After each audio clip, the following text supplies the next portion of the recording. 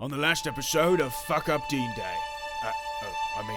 Dick and Dean's? What? Dean's Dick? Really?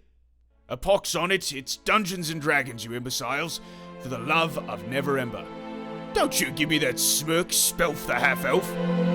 Shut up, Newt. You're not supposed to talk. Go draw something, you halfling.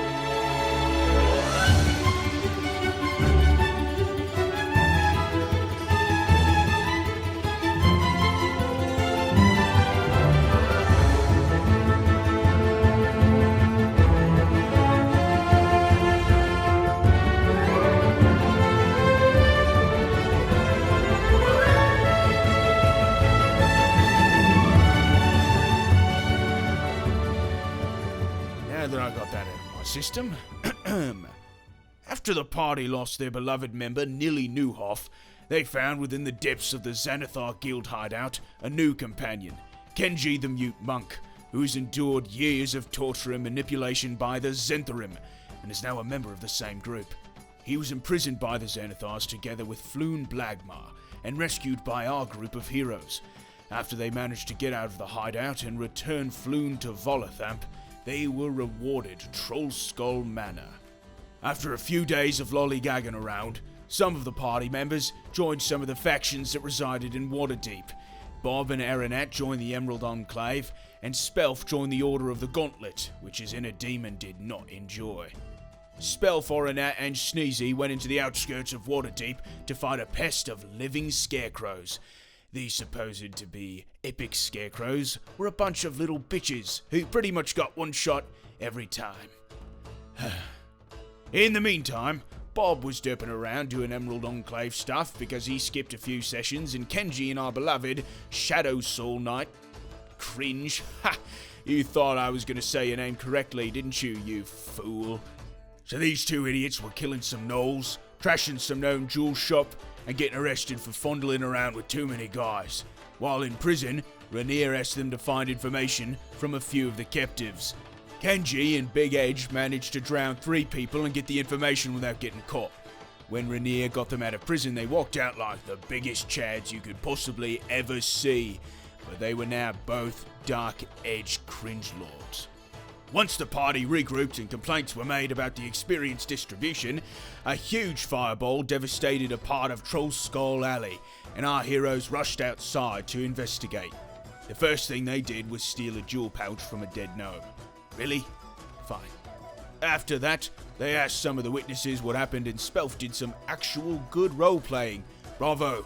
Spelf and Sneezy figured out that they had to visit the Temple of Gond to find an animatronic that had been sighted at the crime scene, while Aranat, Bob, Kenji, and Night Cringe, close-up of a Shadowblade, were in the sewers playing around in dung. Oh yeah, and they got thrashed by a basilisk, and Aranat died. Our 3 still alive heroes managed to get away, and together with Spelf, Sneezy, and Amira, they managed to kill the basilisk. However, Bob does not understand the basic physics of a mirror and still got turned to stone by the basilisk and had to be saved by the Emerald Enclave. Again. Spelf and Sneezy managed to find Nim the animatronic, and it gave them a device to find the rogue Nimblewright that had thrown the fireball in their alley. After a lucky guess by the goddamn half-elf, they instantly found the right place to look. Years of D&D prep washed down the toilet. Eventually, they ended up near the Grolhund Villa, where they met one of Sneezy's cousins, Torin Tacklebeard. When this news reached our edgy shadow boys, they were not very pleased. Still, they accepted this sorcerer in their party, and together they trashed Grolhund Villa and saved the day. They found and killed Erstal Floxen, the man who had taken the Stone of Galore. However, the Nimblewright had been sent away with the stones by Lady Growlhund, and thus our party still did not recover the Stone of Galore. Again, Bob was on some Emerald Enclave mission because he had to skip another D&D session. Luckily, our other boys had been up to no good.